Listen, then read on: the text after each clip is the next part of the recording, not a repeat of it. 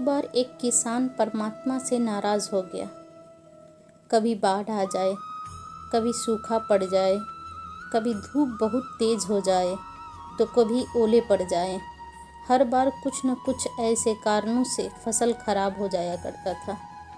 एक दिन किसान तंग आकर भगवान से कहने लगा, देखिए प्रभु, आप परमात्मा हैं, लेकिन मुझे लगता है आपको खेती बाड़ी की ज़्यादा जानकारी नहीं है।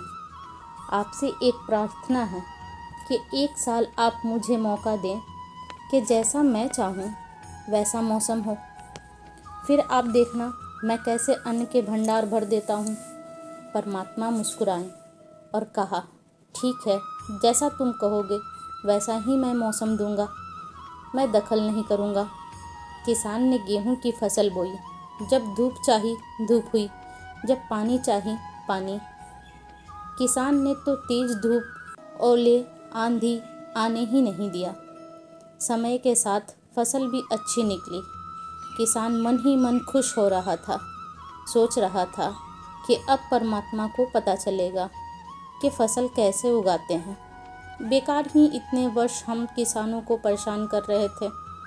अब फसल को काटने का दिन भी आ गया। किसान बड़े गर्व से फसल काटने लगा कि एकदम छाती पर हाथ रखकर बैठ गया।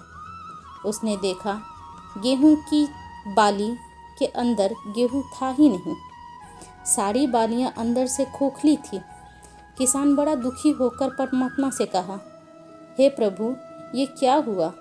परमात्मा बोले, ये तो होना ही था। तुमने पौधों को संघर्ष जरा भी करने का मौका नहीं दिया।